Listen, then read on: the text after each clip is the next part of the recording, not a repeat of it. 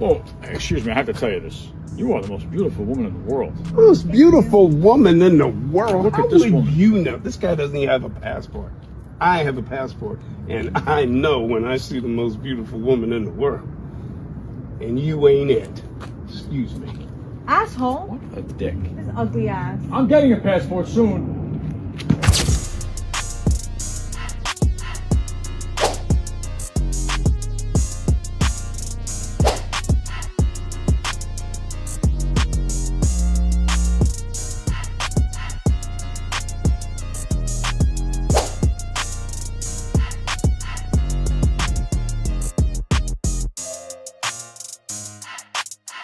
I love your app. Download the Passportbros app. Well, y'all know what it is. Download the app. Y'all need to join that Passport Bros app. Download now in the App Store and Google Play.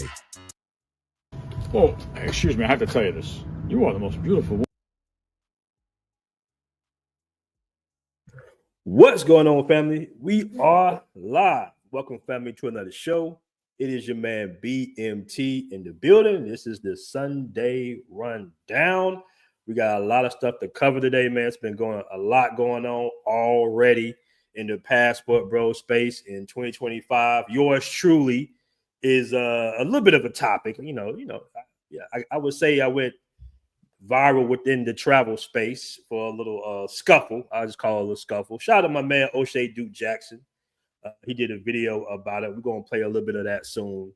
It'll be like my final little response on it. I address it one more time, and then we're gonna get back to the positiveness of what we have going on in this Passport Bro space, in the Passport Bro ideology, because there's a lot of positive things going on. But when you got your positives, you're gonna always have your negatives. All right, especially when you start growing and you start attracting more, individuals that don't want to see brothers, be happy, and men be happy in general, want to criticize and judge and all that BS. But we're going to talk about that in today's show. We got a great topic, a lot of good content we're going to go over. Like I said, we've been going viral. Every time I believe that the Passport Bros is going to slow down and kind of get tucked away like it used to be, it's just always something that brings us back to the fold. As a matter of fact, we have a video, I think on World Star Hip Hop, that's like 100-something thousand views. Not our video, but somebody tagged the Passport Bros in it. Like, we are just, this is crazy, man. We are a topic, whether we like to it or not. I mean, you're going to see some of these videos are blatantly ridiculous, and I'm about to show you guys. But I'm going to show them just so you can see how important it is for us all to come together. So let's see who's all in the room early. I know there's going to be a couple of trolls in here, but shout out to the trolls, man. You got to have them. Shout out to my man Andre Love Crossing Borders. He did a great show earlier today, man. Shout out to Andre, man. I got to fix my super chat. You've been moving around so much, they don't let me super chat because I be in different countries and stuff. But I got to definitely show you some support, man. He's also on the app, man. So shout out to my man Andre Love Crossing Borders. We got the Real CP Show. Who the hell keeps texting my ass? Oh, shit. Hey, let me tell you something, bro. I'll tell you. I'm gonna get to the comments in the section, but man, everybody's been hitting me up lately. I just say that. Shout out to my man, the Real CP Show in the building. He's always showing love on the Cash App, man. Salute to you, my brother. Everything is good. Drew says we only have 5 days deep in 25. You can still salvage the year. Yeah, for sure, man. What up, young J216? I ain't heard from you in a minute, man. What's good with you? What up, Brandon Clark? What's good? Like I said, we got a lot to talk about today, man. Like I said, it's been 2025 and things have been already off the chain. All right. Yeah, you're right, Derek. We just now getting started, man. I'm super excited about this year. I think this year in it's just something special on the way that sounds, 2025. Like, damn, that's a big, year, 2025. We thought that it's going to be flying cars by now, but it's 2025, brothers. It is 2025. All right. And the dynamics have changed drastically, really just in the last few years, man. Right. Really in the last few years, dynamics have changed tremendously, not only for this space, but just in general. Social media, the age of information. I mean, you have a wealth of knowledge at your fingertips, and that's great. But social media comes with a lot of lies as well. It's a lot of lies, a lot of a lot of cap, going on. But that's what just comes with the power of the internet and the power of communities. But this community right here, we got a lot of good things in store for the Passport Bros community, because when I first, start carving out along with others, shout out to my man Andre, shout out to Austin, shout out to O'Shea, shout out to Richie Mack, shout out to a lot of wealth, the Travelversity, a lot of just the wealth of travel content creators. And we started wedging out this little Passport Bro space. It was just such a positive thing. And what made it so powerful was guys were showing actual receipts. Now what you're seeing that's going viral are certain things that go bad within relationships. And I try to tell people, listen, whether she's from Pakistan, Afghanistan, Uzbekistan, Thailand, Philippines, Colombia, Brazil, relationships are always going to be relationships, man. When men think left, women be thinking right, So it's going to always be a little tipsy-turvy, just because it's always going to be the battle of the sexes to a certain degree. All right. Is it better than dating in the Matrix? In my opinion, hands down, hell to the yeah. Because your options are not as limited when you're dealing with women from overseas, dealing with foreign women. So you have a lot of options, but you still can't be, a sucker for love.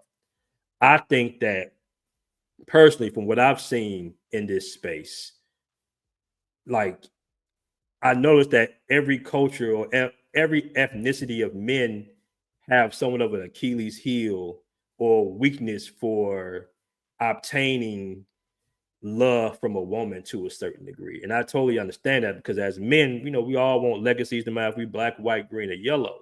But I think sometimes that white guys feel like they can buy love. And I think brothers feel like they can gain love. Like, we think we can almost say something that comes out of our mouth that we can almost, talk a woman into something. In some cases you can, but in a lot of cases you just got to understand that a woman is a hell of a raw human being that's very emotional, and in deep relationships, they change. And that's across the board, whether she's Asian, Latina, African, Black American, Filipino, things change, especially if if the society is kind of shaped and formed for their benefit and not the man. All right. So this is my man right here that went viral. Okay. I'm gonna go ahead and play this. Okay, December 27th. Okay, so this guy has been going viral. He went on World Star. Apologies on the video being a little small, but he's been reaction over reaction under reaction, man. A lot of people have been reacting to his videos. Like I say, I think Willie D just did a reaction to a video, and they've been pretty harsh. I mean, the guy's just kind of telling his story, but I'll let you hear his story right here. Well, it didn't take long. It only took 2 years, literally to the day, December 27th, for my Filipino wife to become fully Americanized, hate everything about me and what I provide, and decide to leave. Yeah, welcome to the shittiest post that I'm ever going to make. There's a lot to it. I'm not going to go into it, okay? But suffice to say, after providing and going on the Disney World trip, which included the funeral for my mom, I got up to day 6, I think, on that, because it all broke down at Magic Kingdom. Fucking ironic. And I didn't post anything after that, because when we got back from Orlando to St. Simons, Georgia, I was greeted with the announcement from Jayanne that she wanted a separation.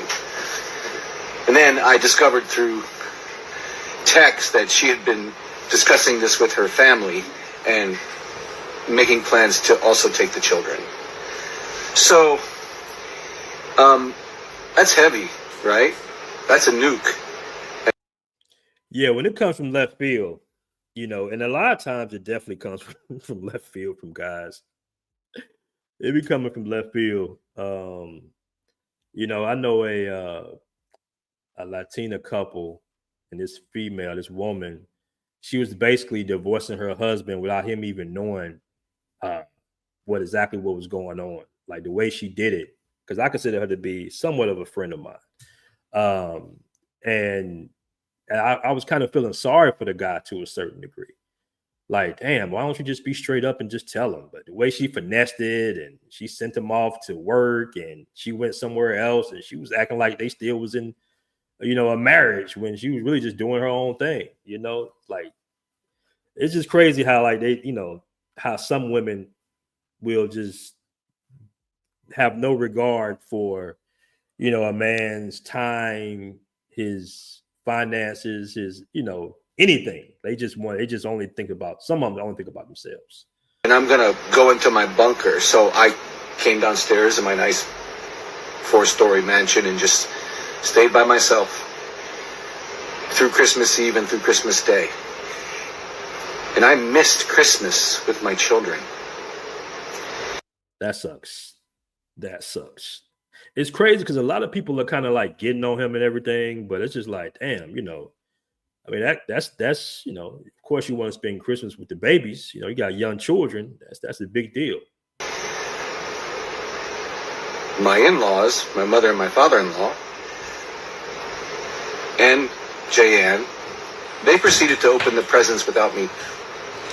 Presents all of which I bought. Yeah, the separation is a separation. I'm lucky enough to have a big house, and the logistics of it can be met right away, but I spent Christmas utterly by myself. And it's coming up on New Year's Eve, and I'm still alone. Hey, for my guys that are in the States and have properties and have nice homes and everything, and you plan on bringing your foreign wife back to the States under American laws and stuff, just be careful with that, man. Put your house in an LLC or something, or a trust. Just be real careful with that, Because there's no communication from her. Why? Because she's communicating with her parents. She has the total backing and validation of her parents, plus TikTok, all external sources of validation, and it's my position, my feelings are not relevant. Bars, social media, TikTok, validation, is the beehive. Yeah, they don't care about your feelings, bro. They don't. They're not your mom. She's got it figured out. She's got a plan. I'm waiting to hear what the plan is, and we'll see what happens from that point.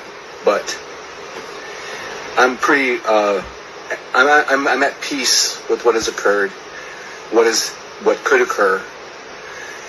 I am done being Mr. Fix-It. Fix-It Felix. I'm not going to be the simp, nice guy, Fix-It Felix anymore.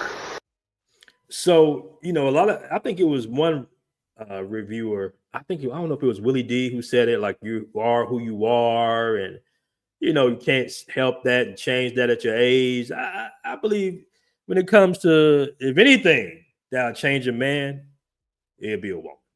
You know what I'm saying? Besides maybe losing wealth, losing money, and bouncing back, that definitely develops character, resilience and all them, gumption and all that good stuff. But if anything, every guy, I think, learns a very valuable lesson at different times in his life, whether he's 20, 30. Some guys get it early, some guys get it later in life. But, in some cases, man, there is no such thing really as relationship equity with a woman. I know that sounds harsh, but the days of people being married for 40, 50 years, that still goes on. I think most marriages, give and take. That's just a natural, whether foreign and what's a foreign woman or not. But hey, it can get kind of crusty at times. A relationship takes two people, and she made the decision for the separation.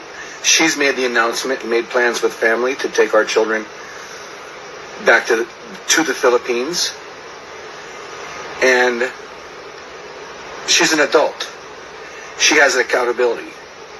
It's on her to come to me and explain to me what her plan is, such that it is, and what can be done about it. So, surprise, no more countdown with the great fun in Disney World. It was a fucking disaster. And, you know, that's the truth. All right. Well, there you have it. I think the next video is him with the kids. I don't want to show my man kids or anything like that. But, hey, man, this happens. And you got to be aware, especially if you plan on wanting to continue to live in America, because this possibly would not have happened if he would have stayed in the Philippines. So some guys say, hey, never bring him back. You know, some guys say, man, I got a nice house. I got a job. You know, I got a career. I got to live in the States. That's just one of them things that, you know, you kind of run the risk. You kind of run the risk. I think personally you're better off just staying in that said country. All right. Just my opinion. All right. Somebody said this was their plan all along. Possibly. You think you got 2 kids? You think, you know, I mean, I'm not sure how long he was with her before he brought her to the States, but he said it only took 2 years. So, you know, and I know success stories. I know my pop's friend was married to a Brazilian woman. I think he's still married to a Brazilian woman. So he's been married 30, 40 years. She came to the States. You know, I know a guy who's married to a Venezuelan woman. Like, you know, give or take.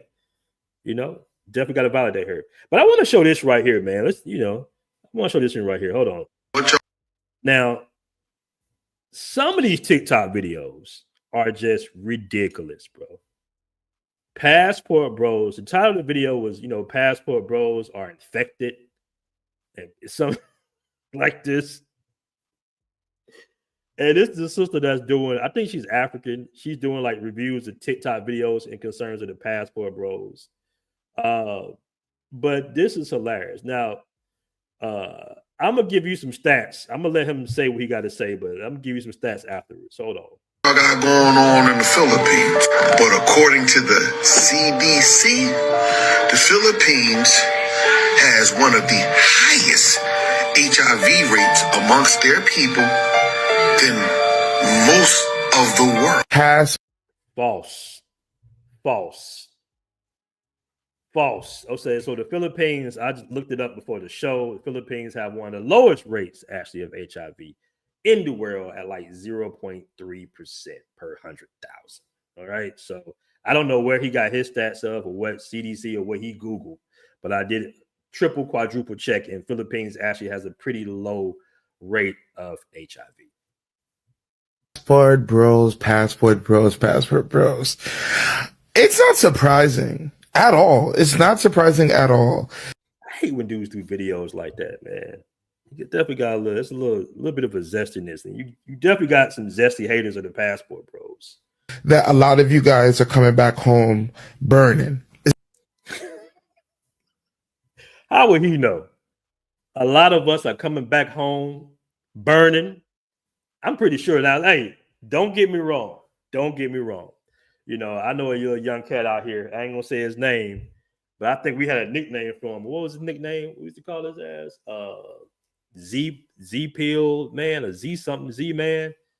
You know, because he's always going to the clinic. But for the most part, man, come on, get out of here with this. It's not surprising at all, because just like I said a year and a half ago, 2 years ago, is that a lot of you guys are not going outside of the country for wives. You're going out of the country to tourism and to take advantage of people. That's just what it is. Tourism of taking advantage of people. You go to these third world countries, second world their countries who are not financially where they need to be. A dollar goes a lot further. You feel like a king. You got a nice little hotel. You know what I'm saying? You get 2 or 3 girls who know you from the last visit, and 9 times out of 10, you got, like, it seemed like he maybe undercover Passport Bro himself. He got 2, 3 girls from the last visit. That seems like that's kind of personal. That's maybe you had 2, 3 girls from your last visit. A lot of y'all don't want to admit it, but a lot of y'all be getting these girls pregnant and y'all leave them over there and never want to go back. So let me get this straight. Are we coming back burning, but we're leaving the women overseas pregnant and running back to the States? Come on, man. Now, I will say this though. I be seeing a lot of little Blasians walking around here about 3, 4, 5 years old. I will say that out here in Thailand. So there's some brothers getting it in out here for sure. And now y'all want to go to another place. Because now the Philippines has always been a background for passport bros, but that's when 8x5x11 men were going rampant over there. Okay, when I say rampant over there. Now, y'all want to go over there. And now a lot of y'all having regrets because, black, American women are just not, domesticated. They don't want to cook and clean. They don't want to let a man leave, blah, blah, blah, blah. Now you going over there and you coming back with that fire. Not that fire with the stick, but that fire when you pee. What? Like, where are the stats on this? Like, where are they getting this information? I know one cat got burnt in Japan, but what is he getting this info? Like, where are the stats at? Anybody in the chat got burnt overseas? Let me know. Y'all, walking around getting burnt overseas. That fire when your face break out. That fire when them lymph nodes on your neck starting to look crazy. Okay, we all knew this was coming. What kind of STD give you lip nodes on your neck? What is he talking about? We all knew this was coming. Like all of the empty threats, all of the empty verbiage, all of the bravado that you guys were going back and forth on the internet. What empty threats? We knew that the truth will eventually come to the light. And look what's going on. They're going wild out there and y'all catching it. Coming back home thinking that we don't know what you've been doing. Yeah, he a little zesty. Homie is definitely a little zesty. He talking that as if he's a female or something like that. Like, what is he talking about? We know. Smacking his lips and shit. Oh, Craig. We know, Craig. We know, Dusty. We know. Like, share, comment. Y'all. I know this sister was really kind of like patronizing and stuff. A passport bro was kidnapped in the Philippines. Now she's talking about the story of the cat who got kidnapped, and I think this was like an older video. He did end up, unfortunately, being found dead. Just to make the story quickly, because this was like before they found him. He was in a small town out there in the Philippines, and he had like a small store. I think somebody broke into his store, and they had warned him they was going to kidnap him and all this stuff. And then I think he was running, and they shot him in the back. They dumped his body in the ocean. Very sad story. Very sad story, man. But it was pretty unfortunate. So she's trying to take that story, and this is just a random young traveler who was married out there to a woman. They opened up a small little shop, and she's trying to make it seem like this is just a natural occurrence of guys traveling. I know the passport bros don't like when I make videos about them, but here we are. Stop giving me content. So this passport bro was from Vermont. Earlier this year, he married a woman in the Philippines, and he moved to the Philippines. He moved to a remote island in the Philippines, and he had recently came back to the United States to work, stack up his coins, and then he went back to be with his wife. Shortly after he got back, he was kidnapped from his residence. Well, they tried to kidnap him. He fought back. They then shot him, and then they dragged him on a boat and took off with him. So obviously the police in the Philippines are trying to locate him, but there was a travel advisory for this remote island that he lived on because they have a history of kidnappings and, holding people. So I'm going to skip it a little forward just to see, what she has to say at the end, because she's telling this story as like to scare people, scare potential passport bros. All right. For ransom. So do with it. You are an American. It's very clear, even when I go out the country, it's very clear that I'm a foreigner, that I don't belong there. And then you're going to move to this country and move to a remote part of the country. At least be in an area where it's common to see, he was white, to see white people, to see, Americans, to see tourists, I personally think that passport bros are losers, but I'm not saying. Of course you do.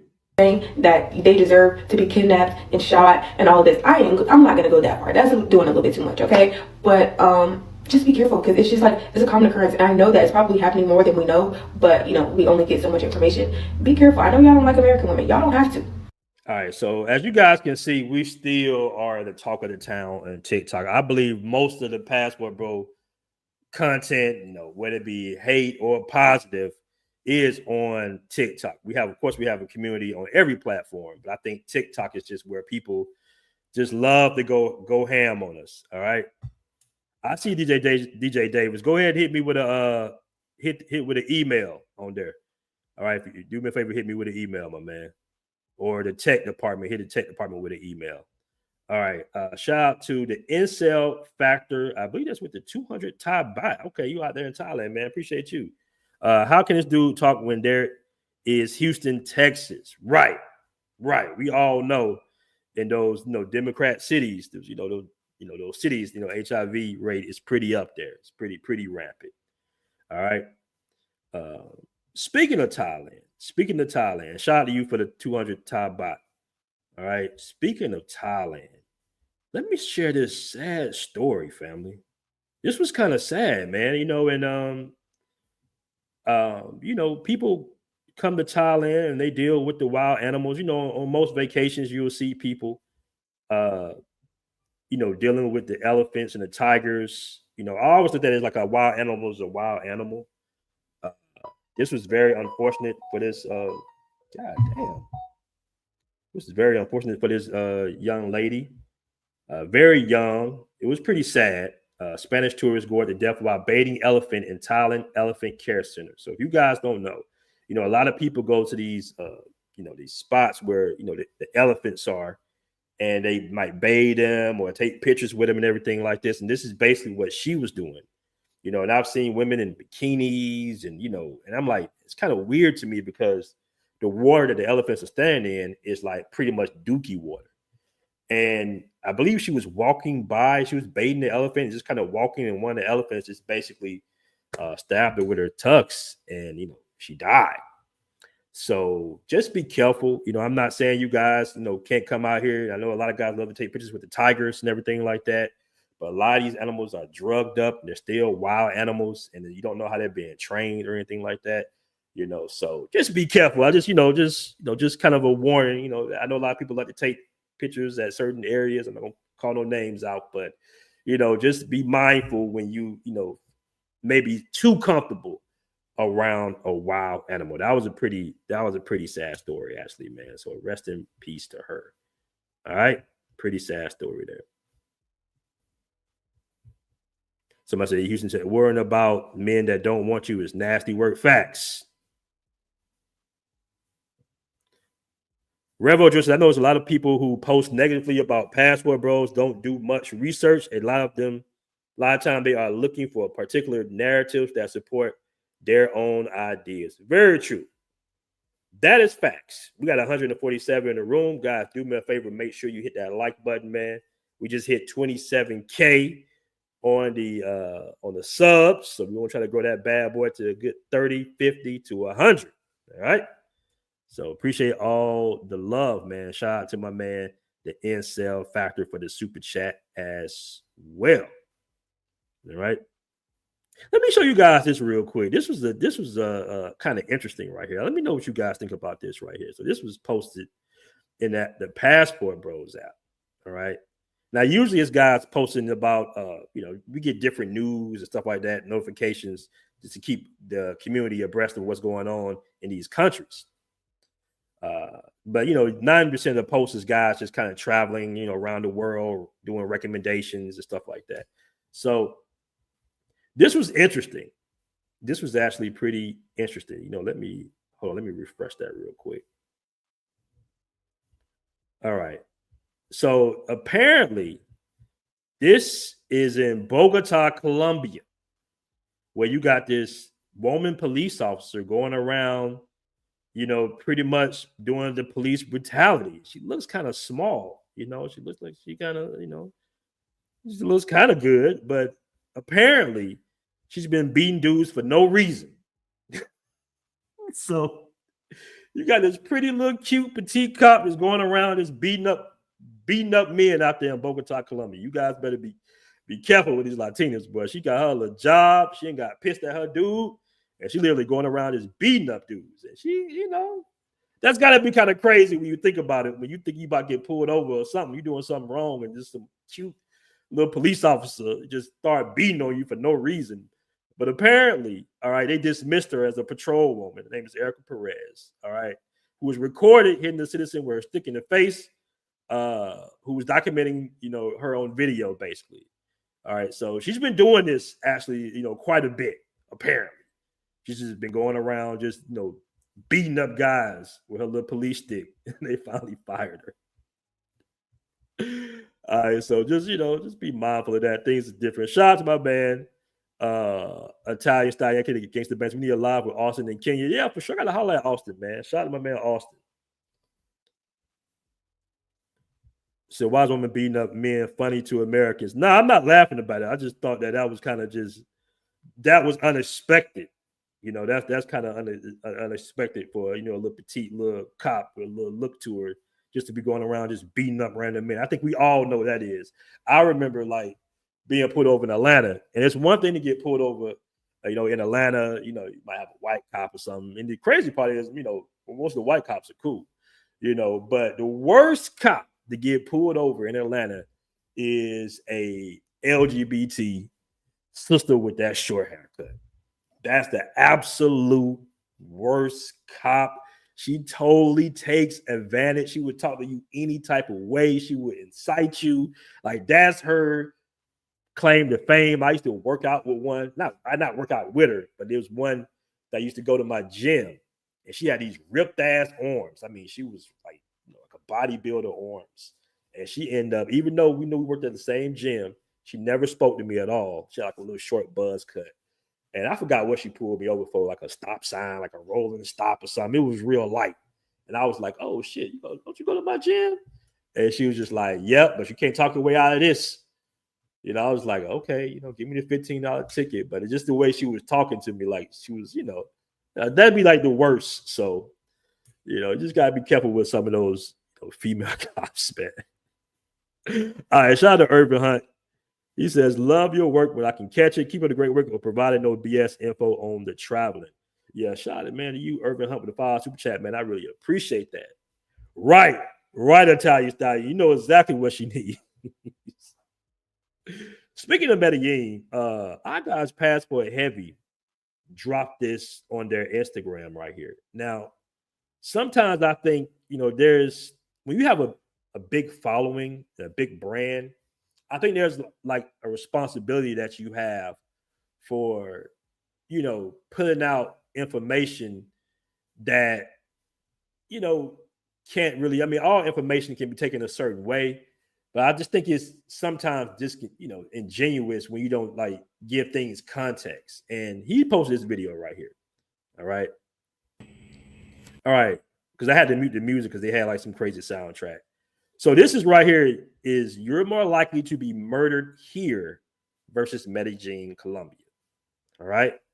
So as you can see, you have Newark, New Jersey, and this is per 100,000 people. You got 15 out of 100K. That's number 17. Okay. Syracuse, New York, Pittsburgh, Compton, Dallas, Hartford, Connecticut, Chicago, Greensboro, Indianapolis, Richmond, Atlanta's up there. Okay. Rochester, Oakland, Washington, Detroit, St. Louis, number 1.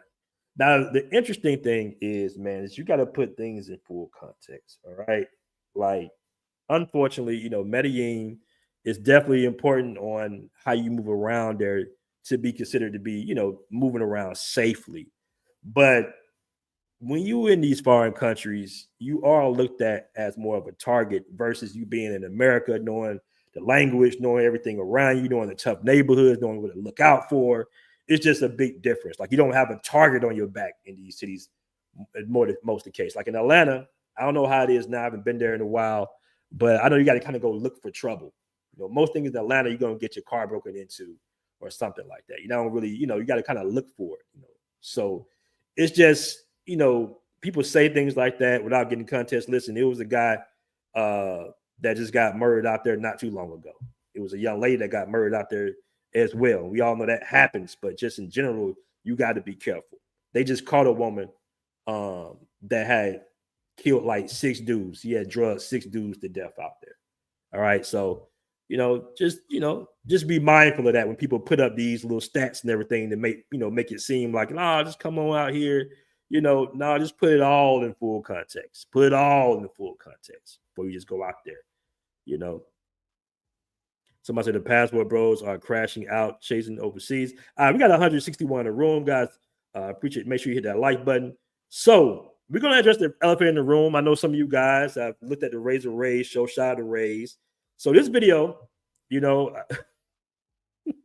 shout out to O'Shea Duke Jackson. I'm not going to play the entire video because I'm kind of over this incident. But he said something at the end that was very relevant and made sense. Just to bring you guys up to speed, I had like a altercation here in Thailand, all right, with a troll that threatened me online. And, he's online lying about everything about that situation as expected. I'm not going to go into the details. You can look at the video. Shout out to O'Shea Duke Jackson. He kind of breaks it down, but it is kind of hard. You just got to get kind of used to being, when you're on the internet and you're dealing with trolls and dealing with, people and all types of stuff like that. You just got to, it comes with the territory. It just kind of comes with the territory. And maybe I could have did some things differently. But I'm just going to say that it was all self-defense, and it's just amazing to me that an adult male would lie about getting his ass whooped. That shit is just beyond me, especially when you got beat up in front of like 15 people, bro. But hey, people will lie to save face. They'll take advantage. There's not a video out there yet. They'll take advantage of their, little sneak blow. They'll just take advantage of everything they possibly can. And they will lie to save face, even as an adult grown man, which is beyond me. But I'm gonna play the end of the video because we passed that, man. We back on positivity. We're gonna do a lot of shows, man. All right, this is not an incident or indication of what goes on overseas. This is like a minor little incident with 2 individuals. Like I said, maybe I could have did some things better. It's just that when I see somebody that's threatened me, I'm going to always kind of address it, right? So that's basically kind of what happened. And the rest is history. The rest was self-defense on my behalf. But I'm going to play the end of the O'Shea Duke Jackson video. Brothers got to understand that, listen, we're all not going to be friends and we're not all going to like each other. YouTubers beef just like anybody else. And if you don't like people, hey, the best thing to do is to stay away from them. And I'm seeing these situations happen a lot where you see a lot of black men coming together. Now, it doesn't mean that it's physical fights, but obviously there's a lot of beefs that go on in the Passport Bro community. But the one thing that I will say is, hey man, you guys don't want to get locked up in Thailand. It's just not going to be a good look. A lot of you brothers is going over to places so that you can experience a newer quality of life. And shout out to BMT Travels. He was the reason that I decided to go to Brazil. I mean, I would say that Aaron Ferris, besides Charles Tyler and Taylor Made Dreams, is basically the architect and ideologist person under the modern concepts of Passport Bros. I believe Aaron Ferris came up with the term #Passport Bros. So he's a big guy in the movement. He's a real powerful guy in the movement. He's a guy that is a trendsetter amongst the Passport Bros. He don't really go out there and look for a lot of attention for it. But what Aaron Ferris has done with the Passport Bro Nation is undisputed. It's undeniable. I can tell you because I've been a guy there from the first time, from Charles Tyler to a lot of these Taylor Made Dreams. I was there around all these content creators, when Austin Holloman came through. So I've been knowing who is who, and Aaron Ferris is a trendsetter amongst the nation. He don't get the credit he deserved, but Aaron Ferris is the trendsetter, in my honest opinion, of Passport Bro Nation in the modern generation outside of Charles Tyler. He's that guy. And to see this happen, hopefully, like I said, we could do a little bit better. So much respect to both of the brothers. I'm personal friends with Aaron Ferris, but we gotta do better, fam. So guys, what do you think? It's your boy O'Shea Duke Jackson back. Man, I appreciate O'Shea for that. Like I say, things happen. I'm not going to just keep on, going over it. It's still amazing to me that Dope would lie about that. Because if I got my ass whooped, I would just say, hey, brothers, I got. You know what I'm saying? But it's just, beyond me that a grown man would just sit there and just lie like that about everything. All right. God damn, check some ass. What up, Zoo? Zoo Travels in the building. You know what? I'm gonna drop a link, man. Let's open this up. I'm gonna go ahead and drop a link. We can kind of chop it up about anything for let's, give it a little time. We can talk about some discussions and stuff like that.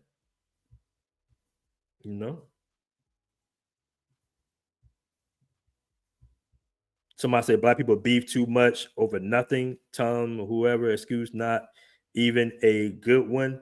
Everybody beefs, bro. Everybody beefs. If you haven't learned anything from the internet, you will see beefs amongst every single community. I'm telling you, man, we got this almost imposing, impossible standard that it's like a billion of us is just gonna all just get along. But you got to travel the world and experience other cultures, man. You really do, because you see, no culture is like beyond the other or more perfect than the other. There's janky shit going on in every single culture. You got two brothers that got into it out here one night out of I don't know how many nights. Come on, man. It's not that serious. Brothers ain't really just crashing out in Thailand like that. It was damn near isolated incident. Far as I know, one brother fought last year and then this happened this year, on the very first night. But for the most part, man, things happen, bro. It is what it is. I wouldn't even say it's egotistical beefs. Shit, if somebody threaten you, you better see what's going on. If you're in the same space. That's where you're wrong, JF. Somebody said other races of beefs don't get televised. Actually, they do. You're just not paying attention. You better look at something like, go look at some of them Italians and stuff that be beefing online. These motherfuckers be 65, 70 years old going at it. You're going to have issues when you kind of out there like that, especially if you're doing something, bro. If you in this public space, you're going to have issues. You're going to have haters. You're going to have trolls. You're going to have liars. You're going to have con artists, scammers, thieves, bro. I've been through it left and back. And I'll never really mention it because I like to keep everything positive. But, everybody's kind of been through it, but I'm telling you, it's a lot going on when you kind of like known to a certain degree. Shout my man D-May in the building.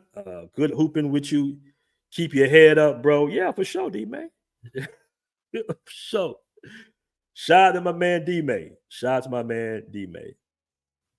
All right, so this is my guy, J Rats. Like I say, J Rats, if you want to pull up, I think I got somebody. Did somebody pull up? I can't even scroll goddamn down. All right.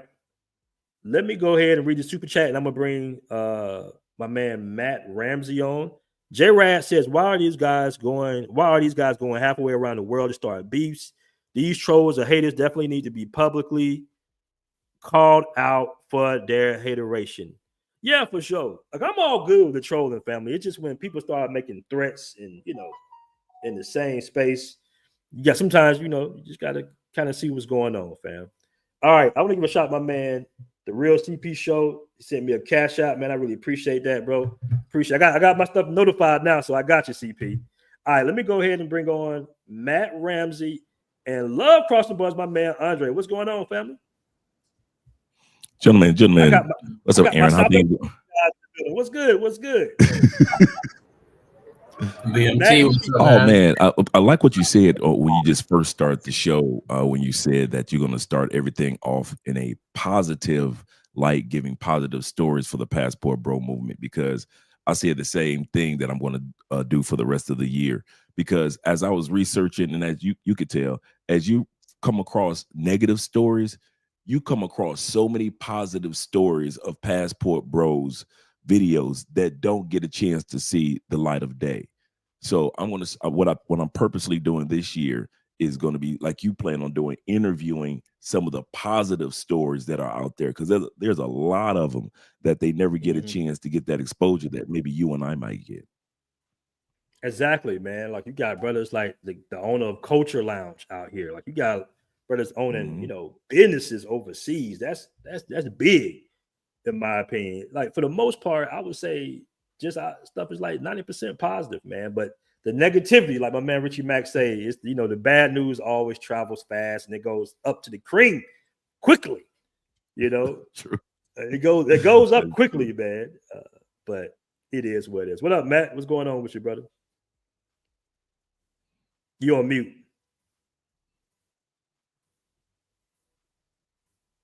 You on mute, Matt. Can you hear me?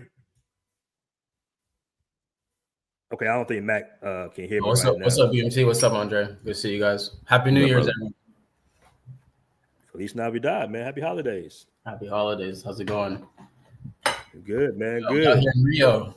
Always talking about you, Aaron. BMT. So. Just like O'Shea said, you one of the OGs for sure. But we a few of us met up on the beach in Copacabana on Wednesday. Mm-hmm. And there's some guys out in Barja as well. But there's a lot of guys out here right now. It's January, so Carnival is about 1 month away. Mm-hmm. So yeah, Countdown. Excellent. I did New Year's in Rio in 2023, and okay. it was the best. Shout out my man HL. He just actually messaged me on Facebook. He threw an all white party, all you can eat at the Hilton. All right, Nice. and it was amazing, man. If you ever plan on going to Rio around New Year's, it's the most amazing thing. Everybody's in white, everybody's on the beach, and the ships, like the ships out there in the bay, they basically are shooting fireworks up in the sky. It was like one of the dopest events I haven't been to, man. Endless champagne all night. Shout out my man HL. That was an event for it. That was really an event. Love Rio, man. Love Rio. I didn't hear about your incident. Oh yeah. I didn't hear about that. Yeah. Well, to make a long story short, man, a guy had threatened me on YouTube months ago while I was in the DR, and I happened to run into him when I was leaving the bathroom. I got invited to a New Year's Eve party, left the bathroom, and he was mean mugging me. So I walked over to him to see what was going on, and he basically snuffed me. To make a long story short. And I caught him outside, and the rest was history, man. I defended myself, so it was a bad day for him. I'll just say that it was a bad day for him. So it was all self-defense, but shit happens, man. Okay. Okay. Yeah. And I know, like, when things like this happen, like the first thing he's just like, well, what are you doing, man? You can't be fighting and everything like that. But is some things to me it was unavoidable. Like, he just snuffed me, so I had to return the favor. Oh yeah, somebody put their hands on you. I feel you coming from. I mean, and it's kind of sad when you reach a certain level when it comes to exposure, as you were saying, when it comes to YouTube exposure, that it's no longer just some dude in his basement giving comments. It's now dudes that's like, I got a passport too, and I might run across the same clown on the same side of the country or same side of the planet that I'm on. And then you're thinking like, okay, maybe it was just a dude just talking. Let me just go ahead and buy my business. And then the next thing you know, somebody physically put their hands on you, or like in Richie Mack's case, both guys were involved in the confrontation, and one guy is involved in the stalking, and the whole dance is just uncalled for. And like you were saying, it doesn't give us a good light. And I understand that no matter where you go in the world, let's put it like this, as you well know, Aaron. Whether we're on camera or if we're off camera, we still have to protect ourselves as human beings. And I think a lot of times guys feel that because we have a social media presence, that there's a non-human side about us. That, in other words, you won't get these steel-toed boots. They think that, okay, I see Aaron on YouTube. He's a nice brother. I see Andre. I see Austin. I see all these guys. So I can talk reckless to them on YouTube, and they aren't going to do anything. But they fail to remember that we're just as human off camera as we are on camera. And you can't put your hands on another man and not think you're going to get them steel-toed boots. And that's just a warning to a lot of you guys, whether it be Richie Mack being the short man. And I kid you not, I've met Richie, man. Richie is a strong little dude, man. Richie got hands. Man, listen, I've seen that dude go him and Culture Cognition. Culture Cognition is 6'6". And I've seen them dudes in the hotel room wrestling and tussling, having fun. And so I'm looking at these two giants. I'm like, And Richie is not a big dude, but he's like you say, he got them hands and he's strong. And so a lot of guys fail to realize that you're talking to human beings when you're going into the comment sections and you're making threats towards that person's family or toward their own body, or you think that you know us because you see us smile. One of my favorite quotes is, Aaron, you might want to use this as a quote from Steve Harvey. Don't let these suits fool you. Right. Don't let Right. these suits fool you. So a lot of times, you know, and I'm glad that you said, you know, it happened. The past is the past. Let's move things forward in a positive light. And that's exactly how I look at it as well. Yeah, most definitely, man. Like I say, I'm past it. You know, unfortunate, you know, to have two brothers, you know, getting into an altercation, but you know, sometimes shit happens, man. That's all I can say. Yeah, That's all I it can happens. say. You know, shit happens, bro. It happened to the white boys all the time, just as much as it happened to anybody else. You know, the crazy thing about it, Drake, it was so funny, was when I was out, I was seeing, like, as soon as I left the house, I saw some Chinese dudes get arrested. You know what I'm saying? I go down the street, I see some, you know, some Russians fighting. They got arrested. Like, everybody was just getting arrested because it was New Year's night. And I'm like, look at them idiots. Look at them dummies fighting. They look crazy as hell, fighting and everything like that. And then lo and behold, yours truly. Little did you know, the universe had plans for you too. Right. Facts, man. Like I say, it was just, at the end of the day, man, it's you know, it's not a good look regardless. And you were right about 2025, man. There's an energy in the air of 2025. I remember when I read an article with COVID, right when COVID was in the midst of it, and it said it will take most of the world till 2025 to get itself back on track.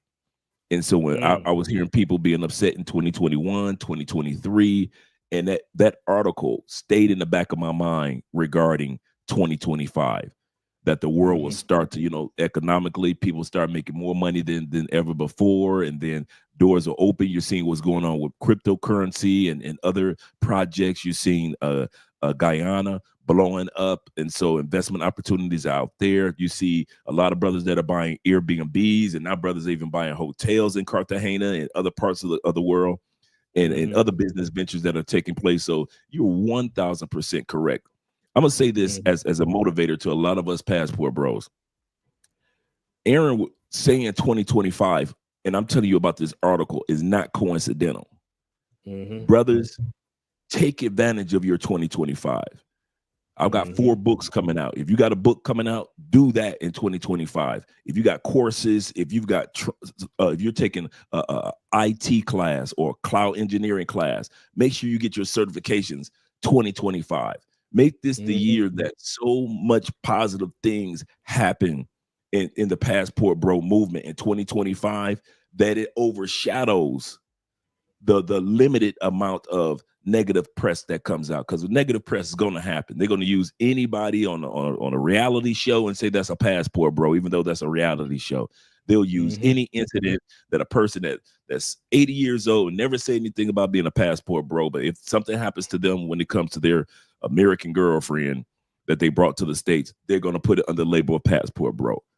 But let's in 2025, let's make sure that we have enough content and enough positive results in the Passport Bro movement that we can always have enough footage and enough information on a positive scale of what we're doing in this movement. All you Blue Book gentlemen, you passport kings, you expats, you digital nomads, I'm telling you, Aaron is 100% correct. The governments had already said 2025 is the year back in 2020. So if your 2026 does not look better than your 2024, that's because you did not take advantage of your 2025. Absolutely. And then speaking of 2025, doesn't that just sound just so? Yeah, it does. Like so futuristic. Like, you remember when we was in the 80s and 90s? It's like 2025. We're gonna be flying around, but then with jetpacks on our backs, and 2025. That's just damn. Who would have known? 2025, man. And let me tell you something, man. I think that, like, dudes need to be aware on how how you got to be focused and how great that is when you got brothers going overseas with a language barrier, thousands of miles away from home, and opening up businesses, bro. Owning properties overseas. Wasn't nobody even thinking about this 5-10 years ago. Everything was laid to the States, which is fine. But I got brothers that got 2-3 different credit scores, 2-3 different passports. You international, man. Your power is beyond that. Somebody can sue you in America, but you got a bank account somewhere else. You see what I'm saying? Yeah, like tax incentives, like brothers is making moves overseas, man. And I'll to be me, that's just later on this year for my second passport. That's what I'm saying. It's so powerful to what we're doing, especially. And shout out to all my white guys in the chat. Shout out to all my Latinos and my Indians in the chat. But for black men in particular, like for us to go outside of America and do things that might not be looked at in a favorable way in the States. You see what I'm saying? Like the fact that we can go outside of that matrix and still achieve, wealth and gain resources is amazing. It is. That's amazing, bro. And that's not really being talked about. It's not being talked about that two brothers got one of the biggest cigar factories in the DR right now. That's not being talked about. Brothers got restaurants all in Colombia, all in Brazil, all in Thailand. That's the thing that, is motivating, but it's just not being talked about. What's being talked about, what goes viral is, BMT, getting in the fight. That's what goes viral, though. Yeah. Hey, you know what's so funny, Dre? I'm going to tell you the most hilarious thing. When I went to bed, brother, that night, I was like, okay, whoop the nigga ass real quick. Ain't nobody gonna see that shit. I'm gonna go to bed. We good. Go to sleep. As soon as I wake up, I see my phone. Richie Mack. I said, damn, how the hell? You know what I'm saying? Like, Richie Mack hit me with that like 7 a.m. I'm like, oh, ain't no way. I know he knows. I'm like, the voicemail, BMT. You know how Richie talk. BMT. Yeah, I know. Yup. You got that voice. Bad news travel fast. I say, how the hell? And just from there, like I've been called from dudes I ain't talked to in years. All family around the calling world. me and everything. Like, man, what happened, man? I'm like, man, it's just BS. Shout out to my man Jay Clyde. Shout out to my man Jay Clyde. But Jay. we got just so much good things going on. But I'm gonna ask you just, Dre, real quick. Yes, sir. Why do you think, brother? Because at times, I think we was the first guys that went over to here and got shot with the arrows, right? With the passport, bro. There was a lot of moments that we could have like kind of left it. You could have dissed it. You could have said, man, ain't no passport, bro. Damn all that. But we stood strong throughout the weather, right? But how is it that this is still going on? Like, how are we still going viral? How are we still the talk of the town 3-4 years later? Like, we've gone beyond viral. What's keeping this? What's keeping us alive? Like, what's keeping us in the cycle? Of course, being a Libra, I see the balance of it both. The negative news does, like they always said, negative news is it can sometimes be equivalent to good news because of people checking it out. And also, just like when you and I are coming across the negative stories, so it is we come across the positive stories. When people are researching and saying, what Passport Bro did this, at the same time, they're coming across a lot of our positive stories as well. So now you have a lot more men that are inquisitive, like, okay, is this movement positive or negative? Let me start doing my homework. You just had an election take place also. And this also pushes the Passport Bro movement, because during an election year, one of the number one things that's researched on Google is, how do I move to another country? How do I travel to other countries? Every 2 to 4 years, the Passport Bro movement will have a bump just because of an election year. Just because of an election year. And it could be the white Passport Bro movement, the black Passport Bro movement, the Asian Passport Bro movement. That'll take place. And so that's what's happening. Also, what's keeping the Passport Bro movement alive is the Passport Bros themselves. Our story is an amoeba. That's what I love about the Passport Bro movement. My favorite thing about the Passport Bro movement, like you've said in the past, there is no leader per se. It is an ideology. It is an amoeba. it's constantly growing. You're seeing guys that just when we initially, in the 2000 teens, 2015, 2016, 2012, 2011, 2008, were coming just as vacationers. And then you had the movement where guys were coming to just party and things like that, which is still around. But now you're seeing guys look at it from the perspective, the next level of the amoeba or the growth of the Passport Bro movement is business, language, second passports, living in more than one country, showing that off like you do quite often, letting guys see that I don't have to fall in love with one country. And I love what you do in the sense of showcasing that, because dudes think that, well, Andre, you must love Colombia, you'll never leave. No, man, Andre already making plans for the next couple of years, what country we're going to live in on the next level. So you showcase and show guys right now what we'll be doing in the future. That's evolution of the Passport Bro movement. Also, the evolution of the Passport Bro movement is, whether we want to admit it or not, we having kids. Whether we married, having kids, whether we're not having kids, or having kids out of wedlock, we are producing children that are part American citizen and part a citizen of that other country. Well, hold on, Andre. Apparently on TikTok, we having kids and leaving them. Well, we already know statistics show that that especially Black fathers, especially in the United States, are some of the best fathers there are.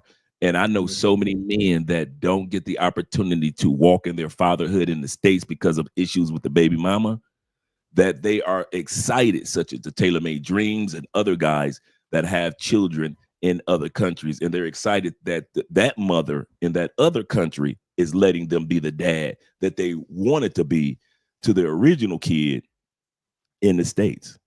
I know quite a few dudes like that have kids in the States and go through so many issues with the mother that when the guy decided to use their passport, now the kid in the States is 16. Now they have a 6-month-old in Japan or in Thailand. And these dudes are so excited to pour that love on that child that they wish that they could have poured on that child in the States. So when they sit back and they try to come with this hypothesis with no, like you say, no stats, no facts of what we're doing in other countries, and realize one of the other things that we don't like in the United States is the fact that the woman automatically gets custody and the woman automatically gets this big chunk of our money for child support, which they rarely use for the support of the child. But untaxed, when you by go the to way, other too. countries, we know that the child support. Yeah, right. Thank you. And you got to pay the tax on that money that you give her. But if they say she gets $2,500 a month, she gets $2,500 a month. Right. Not before or after tax. They come to get you. They come to get that money. But when guys pay child support, if they're paying child support in another country, it's little next to nothing compared to the States. So dudes are like, man, I can have 3 kids in this country and I'm still doing better than what I would pay in child support for 1 child in the States. So that evolution is taking place. So we're discovering families. We're discovering so many passport bros are getting married throughout the last few years. It's crazy. It used to be just a small pool of us, but a lot of us that either getting married by way of the courts. In other words, you're getting married like traditionally. Some guys are getting married without using the court system and just going by way of their religious background. Some guys are just in common law. A lot of guys here in Colombia, when you know that in Colombia, if you're living with a woman for 2 years, you're technically married by common law. So a lot of guys down here are by common law. I'll give you another stat too that'll blow you away about Colombia. 84% of Colombian women have children out of wedlock. 84%. That's more in the States. But check it out. But check it out. Over 80% of those, over 60% of those women that have children out of wedlock are living with the daddy. They just living under common law rules. Okay.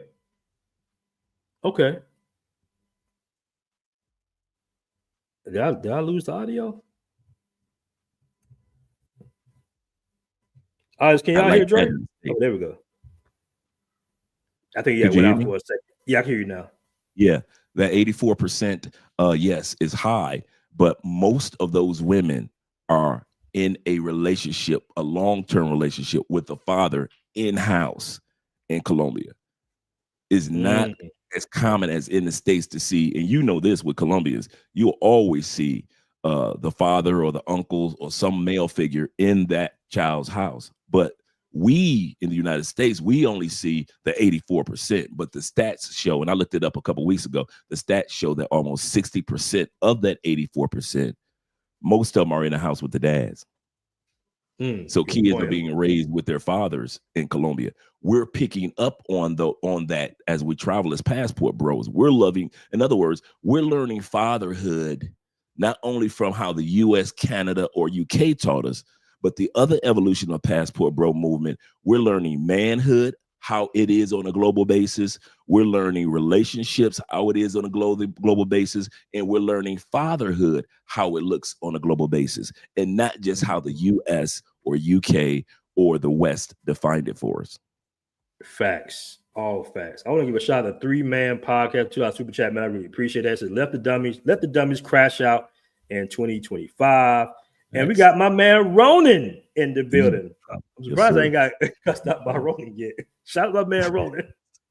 But to our super chat, he said, we have to do better as black men. There are so few of us that have passports. Why not raise the bar, not lower it? Shout out to my man Ronan, man. Always. Yes, sir. That's a good man right there. Ronan Travels. Me and Ronan don't get along all the time, but shout my man Ronan. Me and Ronan have our debates going on at night.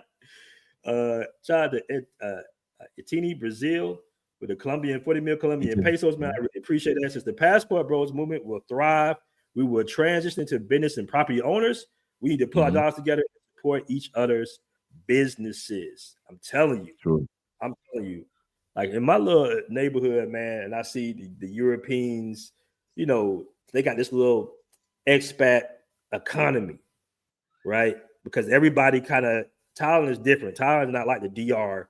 Well, the DR is special, right? DR is one of them places. I don't know if it's because of the Caribbean and the Pirates of the Caribbean, but you just see like white and black guys like really just kind of hanging out together and everything. Like it's just so different there.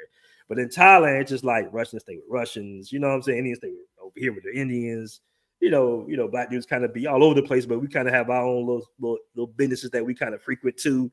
Like, so it's just to see these other expat communities and how they function, all the millions of dollars that they generate. It's like, man, it's only a matter of time before we start having these Black American expat communities around the world. Yeah.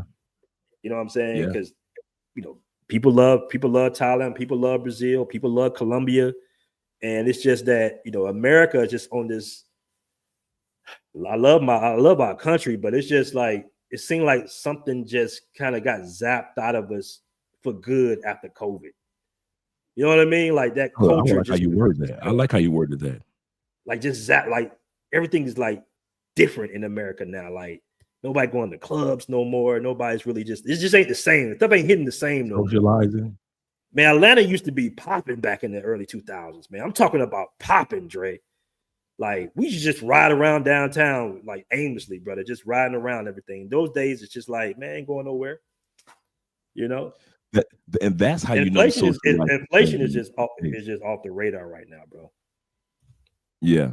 When you see Atlanta kind of do a social change, the Atlanta, United States is never going to be the same again, because Atlanta was, we admit it or not, it is probably outside of maybe New York, maybe LA, and I give it to Atlanta, is probably the most social hub in the United States, as far as the clubs, the strip clubs, the regular clubs, cigar bars, restaurants, business growth, networking. Atlanta was just that type of city where for like the last 30 years, it has always been, if you want to have I'm out here and I'm doing big things, especially as people of color, it was the A. And so when you see the evolution of the A, when strip clubs are closing and regular clubs are closing and meetup events, men with single events are starting to slow down, and men don't show up to this, and men aren't paying for those high restaurants prices, and women are now the sponsors of men now, and every woman wants a Nigerian dude, and all these, you start to see this shift. And I like what you said earlier, that it's not going back. And I think, and now that you know that, I think that's another reason for the continual growth and the evolution of the Passport Bro movement, because people are starting to see, okay, we waited 2021 for the prices to change of gas, groceries, meal, and medicine. Okay, it didn't. Okay, cool. 2023. Passport Bros don't know what they're talking about when it comes to prices in those other countries. We're going to stay the course in the United States. Stay strong. It even got worse. And now 2024 and 2025, people are tired of waiting for the United States to go back to 2019. And a lot of people are starting to realize, okay, let me go ahead and see what these Passport Bros are talking about. That's a good point. I want to pull something up because I want your opinion on this right here. And I don't know if you might have did a video on this. I'm not sure if you did a video yet on this. But what do you think, in your opinion, went wrong here? I'm not going to play the whole video. It's not about the truth, but hate everything about me and what I provide and decided to leave. Would you ever move back to America, Dre? Never. I ain't gonna let you finish that sentence. Andrea and I had that conversation before we got married. Andrea, I made sure that this is what I did, Aaron. I said this on my show. I married somebody that would convince me not to move to America. I made sure I got somebody that would tell me, babe, we ain't going there. We'll go to a lot of countries, but yeah, we'll visit. We'll visit your family. We'll visit my family and friends, but we're not living there. And my wife will run down a slew of reasons of why she doesn't want to live in the United States. She said, I'll miss my healthy food. She said, I'll miss my family. She said, I want to be in a country that has, first of all, healthy foods. She said, I don't want to be in a country with expensive medical payment and we go bankrupt just because of one of us got sick or harmed. She also says that, she got family in New York area. And so she always sees what's happening on the train. Like the one guy just pushed the guy off the subway platform a couple of days ago. And, so she's like, listen, and it was live on video, dude. And so she sees, she'll come to me with, she'll say, did you see what happened in Milwaukee? I'm like, girl, you in Colombia. What you know about Milwaukee? Yeah, there was a dude on New Year's Eve and he took his truck and he drove through so she and other Colombianas are seeing American news and are like, yeah, that's nice, but I got an education. I got a career and I don't need America like somebody that's broke without an education and no career needs it. So no. Andrea is like, I don't want to move there. So what we've done, and I recommend this to a lot of guys, if you got somebody special in your life and they're trying to push you towards America, try to say, babe, if I don't want to go back there, full time, how about we get together and choose and start traveling to find a country for us? So that's what Andrea and I did. We, instead of just saying, well, we're going to stay in Colombia forever, I want her, and she wants her to experience, the expat life. But we're choosing another country for her to have that experience and another country for her to get another passport. She wants her second passport too. So I'm not taking away her dreams from her. We just decided together, even before we got married, that we are not going to use the United States as our catalyst of success, as our country of success, because there's so many other countries out here that we could take advantage of to where she can get her passport, she can use her degree, her education, as well as we can continue to grow as a couple in a family. It's interesting because you said it only took 2 years for my wife to get Americanized. Yep. It takes 2 years to get the official green card too. And what's funny, man, because it's like Willie D talked on it. I'm pretty sure, Willie D hate the Passport Bros, but it's just like I've seen other content creators and it's almost just like, he's just telling his story or at least his side of the story. And it's like they're all shaming him or something like that. Like they're trying to embarrass him and say, I'm like, bro, you act like people don't get divorced in America or something. Like you act like we got it together out here. Like we have so many vast options of long-term marriages in the States. Like, come on, man. Like 50% of it ends in divorce. That's 1 out of 2. Yeah. That's a lot. But let me get a super chat by the Black Cleaner and Restore with the Fire. Super chat, man. Shout out to you out there in Panama, man. He says, we are waking up. The new Black migration is overseas. Yes. We have always historically, throughout the 6 million years of human history, we've always been a migratory creature. There are always been those that hate on the Vikings that left parts of Europe. There will always be those that hate that were in Southern Africa, hated on those that moved towards Northern Africa. There were always those that were in the Amazon jungles, indigenous, hated on those that moved in established locations such as Brazil, Venezuela, Colombia, so forth, Ecuador, because they decided that they want to just they didn't want to live just in the indigenous jungles. They decided that they want to branch, but there was somebody in that area in those jungles that was hating on those few adventurers. There's always been adventurers. I mean, I just finished watching a documentary on Marcus Garvey. Amazing things that he did, man. We just talking about a brother that's from the island of, I believe, Jamaica, and this brother went to Panama, started his movement there. Then took his movement to the United States. And most dudes don't even know this man, who was just a regular dude, ended up with cruise ships during an era when cruise ships just started. We're talking about a black man. I think it was called the Black Star or something like that. I remember that. Yeah, the Black Star cruise ship line. And so not ships, guys. And so if you ever want to watch a great documentary on YouTube, just pull up the Marcus Garvey documentary. He wasn't a perfect man, but he did some amazing thing in the short time period in which he lived.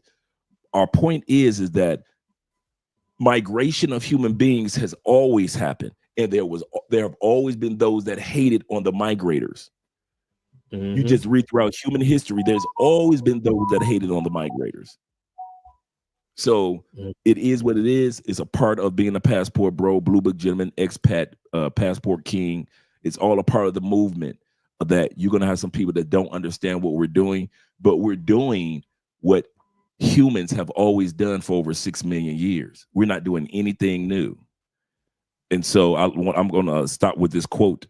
In the 1930s, after World War I, and right around the World War II era too, when black men were going over to Russia, after World War II, they were going over to Russia, and a lot of black men decided to stay in Europe, and Russian families grew.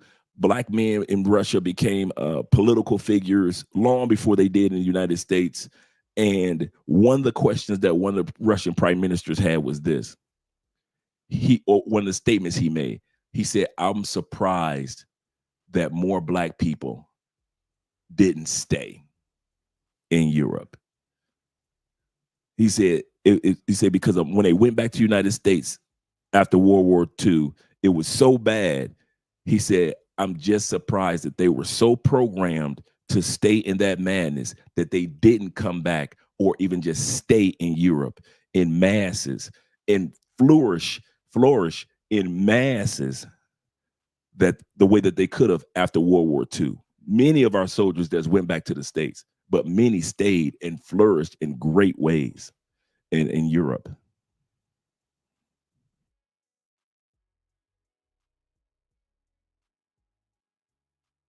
Now, you need to do your homework on Russians in Europe. It was what blacks have done in Russia. Right. It's amazing. Same thing with the Polish. The Polish went over there to America to fight off slavery too. Like you have pockets of European society that was not with the enslavement of Africans at all.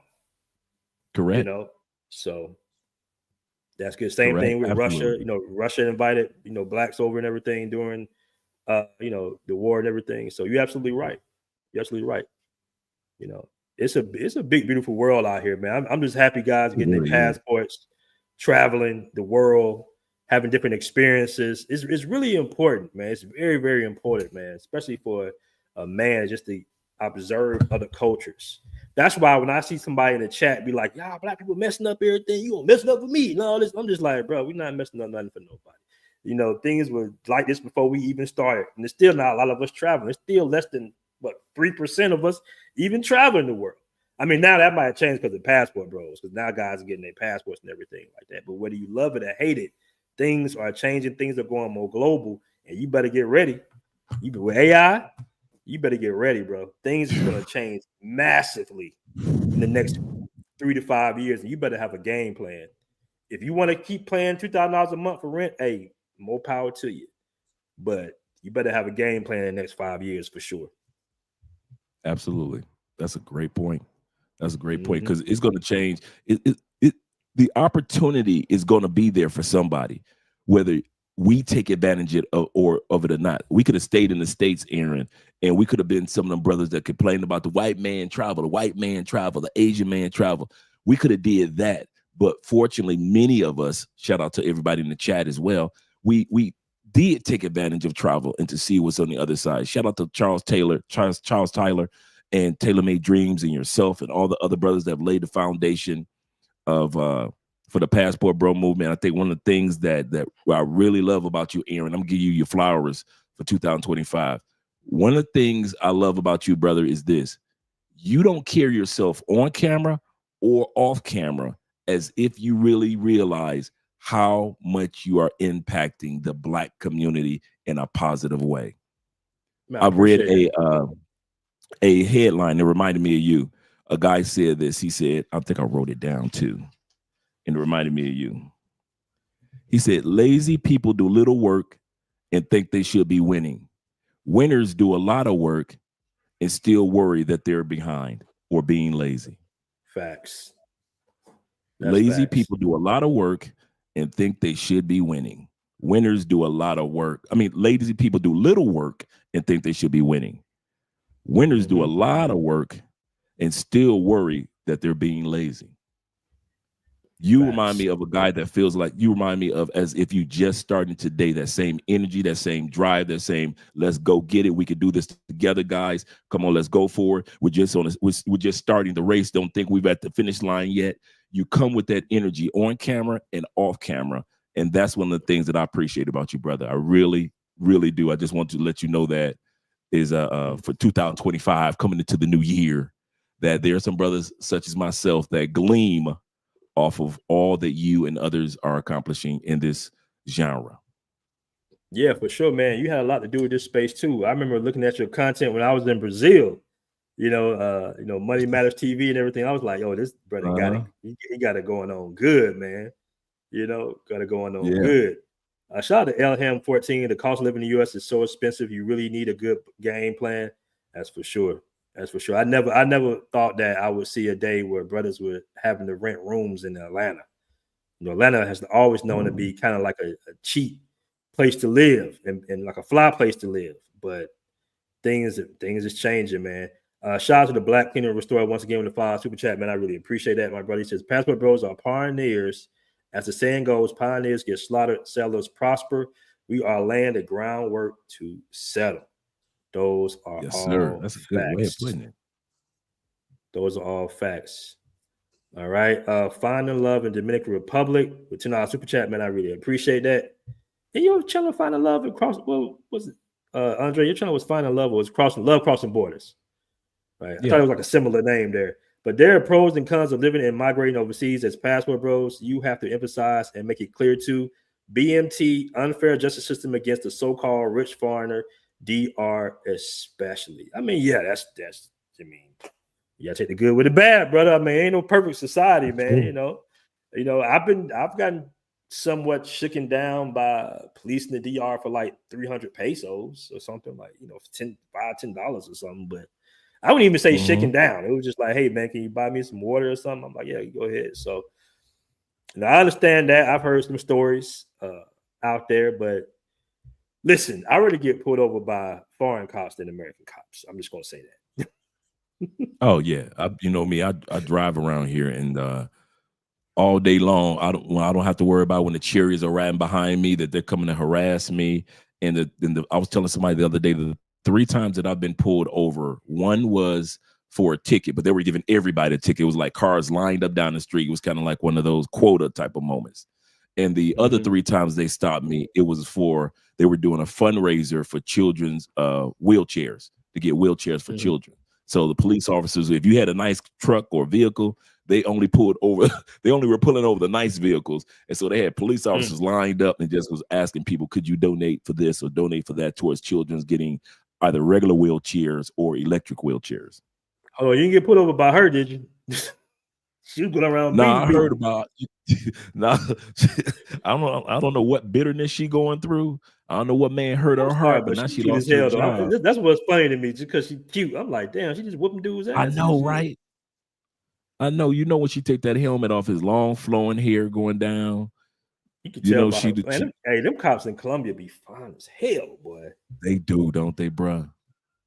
They do. I won't even lie about that one. They got some niceys down. I met the one doing the Afro-Colombian festival, the one blonde one that went viral. Mm-hmm. Yeah, I met her. She really nice, man. Sweet as can be. You would think that she would be a diva, but she's not at all. And took some photos with her. It's about 15 of us brothers, man. And she just so happened to be there. We were eating, and all of a sudden we look up and all heads turned at the same time, and it was just her walking past. And we were like, oh, hell no. we all kind of like went over to her, told her how famous she was, and can we get a photo? And she was like, oh yeah. And we start conversing with her, just really sweet. And so all of us have a photo with her. But yeah, she's really nice, and she does all the soccer games down here. So guys see her every weekend. But she just so happened to be working at the Afro-Colombian Festival this past August that they have here in Cali, and she was working that particular day. Yeah, she was not. I remember you showing me the pictures. She was nice. I want to address something that's going on in the chat real quick about overseas, making money overseas, overseas income. Guys are retired. A lot of guys are definitely retired military or IT guys. But Andre, you was the one that came out with that 300 online jobs list. It's more ways to skin a cat. Yes, there are brothers retired military.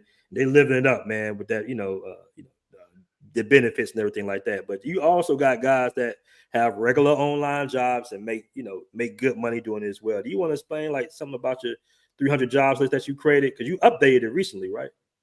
Yep, I'm going to get that over to you once we get off the phone. I'll get you that the updated version for 2025. And what I did for 2025 before I go into the detail, gentlemen, there is a lot of, because of AI, because of COVID, one of the blessings that happened of COVID is online job opportunities. Prior to that, online job was kind of like an iffy thing. It was the digital nomad in Bali thing.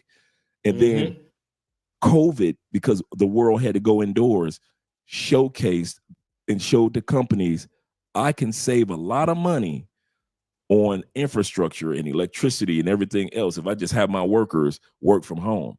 So now there's a lot of job opportunities out there. There are a lot of certifications out there. There are a lot of jobs. Like one brother's is your brother you always have on here about teaching English online or teaching English in other countries. Those opportunities that are out there. Also, government contracting work in Kuwait, in Afghanistan, in Thailand, in the Philippines. I've done videos in regards to government contract work is out there. It's available. And the age, like I was talking to one guy, he had been doing government contract work for 19 years. And he was 58 years old, if I'm not mistaken. He was 58, and he lives in Thailand now. And he said, I had vacation time, unlike the United States. You do the vacation time like the rest of the countries that you go to. And so even if you want to do government contract work and want to make 80,000 or 100,000 just doing minor contract work, I have that inside the listing as well. There is opportunity out there. I purposely put the list together for jobs that can be hired from anywhere in the world, and you can do from anywhere in the world. So you might get hired from a job that is based in Ireland based on this list. Or you may get hired from a job that's in the US or Canada, or hired from a company in Finland, but they allow you to do the job from any place in the world. To whereas there are some jobs that don't allow that. So that's what the list I purposely put together, that you don't necessarily have to look for USA jobs. And that's a mistake that a lot of passport bros think, that the only time you can get an online job, I have to hunt for the ones in the US. Well, in this list, you got the US as well as many other countries that I put in, as well as certifications, free certifications that if you want to get, that you could put in your resume. Some certifications only take you a weekend to fill it out or complete it. And you can put that in your resume as well. And don't think that you have to have this long, lengthy years of experience. Some of them do, some of them don't. The other thing I want to say, Aaron, is this, which is very important. With the book that I'm writing called Anywhere is Possible. I'll be launching that in 2 weeks. And it centers around how to live a very, very good life in 60% of the world for under $2,500 a month. 60% of the world, you can live very good for $2,500 a month.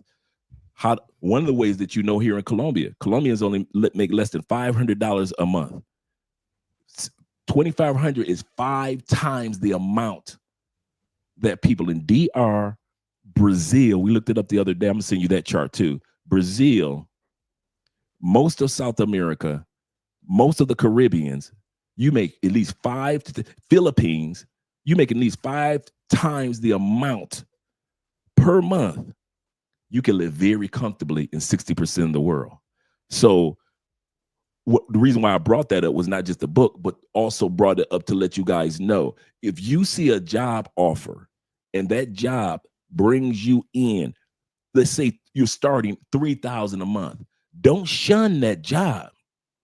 Because to live in the Philippines, or you see what I'm saying, on $3,000 a month, you doing good. Don't think with the American mindset that you need to be making $100,000. You don't even make it's only less than 2% of black men make $100,000 in the States. So let's not lie and pretend like I need $100,000 to live in Taiwan. You don't. You don't need $100,000 to live in Panama. You don't need $100,000 to live in Costa Rica, parts of Mexico, parts of Southern Europe, such as Spain, Italy, Greece, Portugal. You don't need $100,000. So parts of Africa, such as our brother Austin in Kenya, and O'Shea in Guyana, you don't need $100,000. This is the plan, guys. When you're a passport bro, you want to grow to $100,000 outside the country. Facts. In other words, you want to say, okay, I got me a job online. It only pays $35 a year. Cool. You're making 5 times as much as the average person in 60% of the world for $35,000 a year. Cool. Now you move in that country. Now you got more time. You don't have to commute to work. So you got more time. That hour that you used to use to commute back and forth to work in the States. Now you got more savings because it's not as expensive as you live in the United States. Now you can start stacking money and write that great American novel, start those courses, start that YouTube channel, start your other business ventures, get you a business that's already established in that country and you can buy it, things like that. But don't assume that you have to start in a country with a huge amount of money.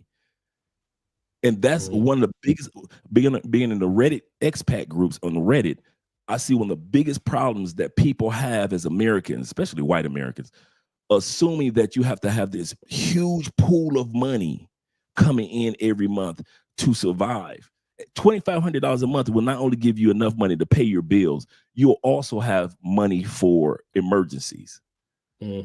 Our expenses here, I got a 3-bedroom, 3-bathroom in the we're in a 3-bedroom, 3-bathroom in the suburbs, top flight security all around. Beautiful location here in Cali, Colombia. In the suburbs, zone 6, the highest zone in this Fort City is zone 6. Our expenses, just rent and utilities, $800. $800 a month for a 3-bedroom, 3-bathroom in the suburbs.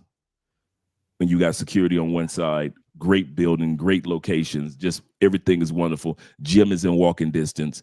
The malls are in walking distance. The hospitals, the grocery stores, everything is in walking distance. You can live on less than $2,500. So when I give this list to Aaron, gentlemen, take advantage of it. Remember, we said 2025 is your year.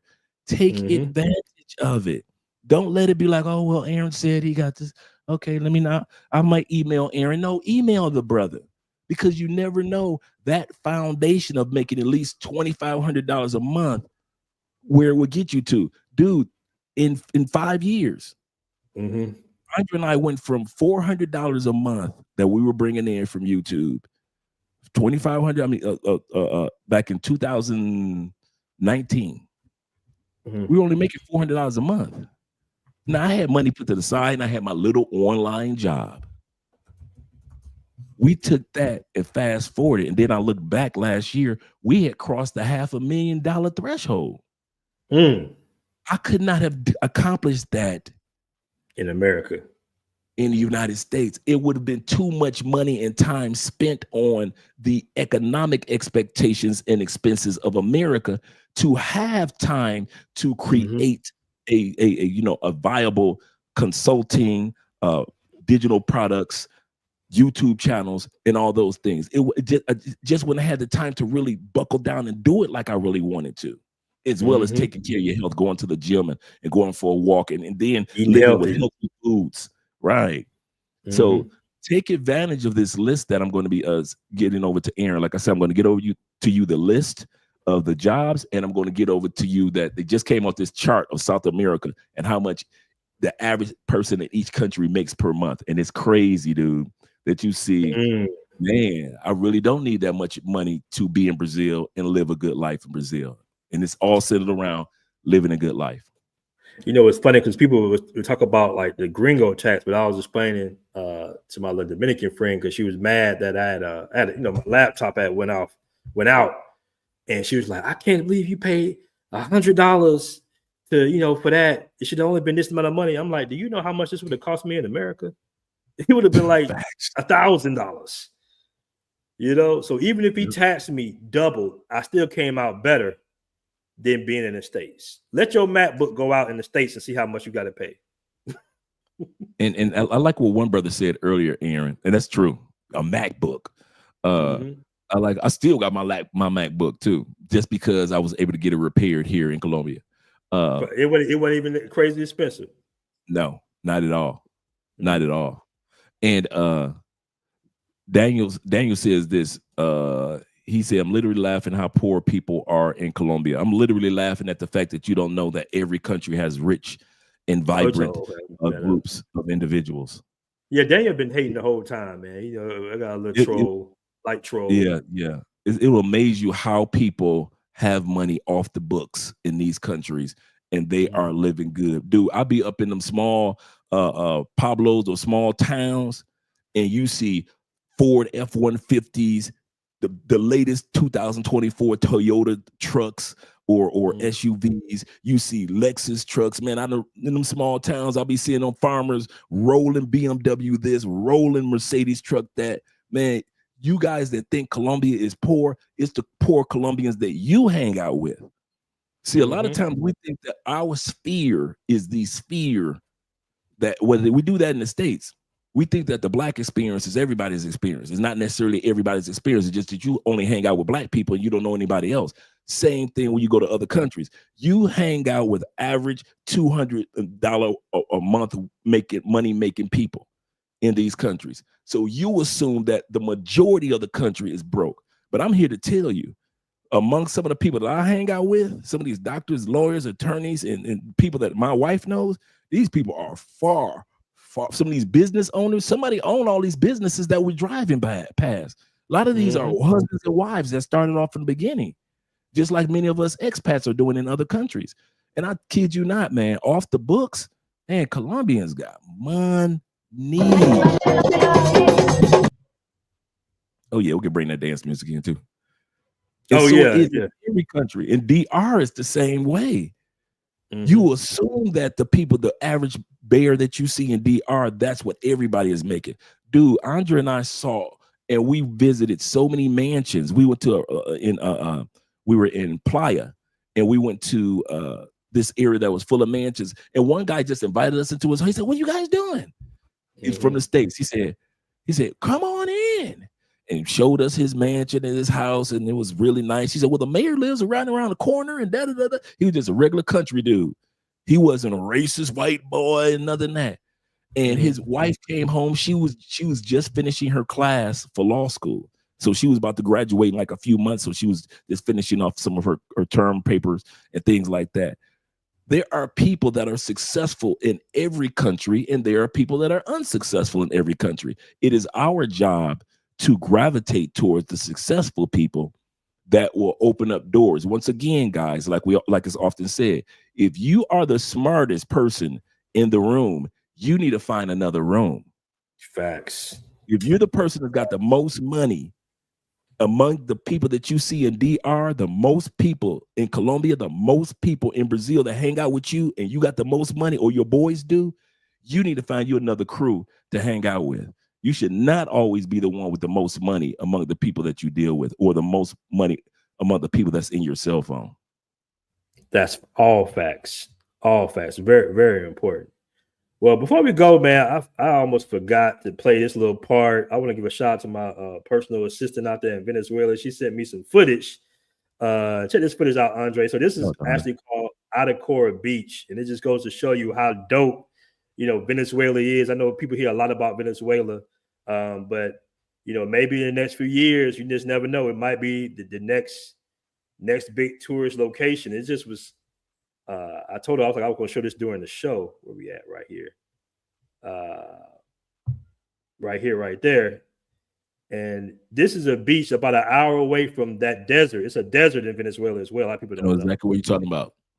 Right. So this is just them vibing out, man. This is you gotta love South America and this culture, man. Look at this right here.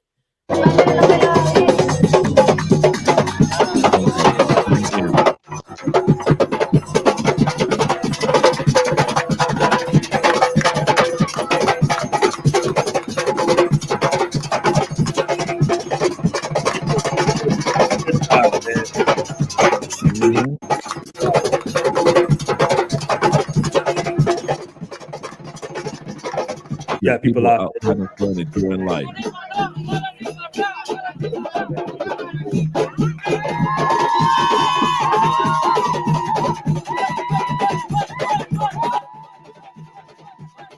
Got me moving. Yeah, man. So gotta love South America, man. Gotta love Colombia, Venezuela, and Brazil. Life is still lifing over there, man. Yes, guys, it get is. your passports, bro. Get your passports, family. Get your passports. My little personal assistant right there. Yeah, she's always dancing. Oh, I see her. Yeah, she's always getting a little dance. So, come on, man. Just gotta love it. Gotta love the people there. So dope. So dope, man. Guys, get your passports, man. Get your passports. Yes, sir. Somebody says, you guys get this hater out here, man. Let me throw this guy out the chat real quick. But guys, that's been an excellent show. We got 200 in the room. Appreciate y'all joining us today. We are out. Peace. Yes, sir.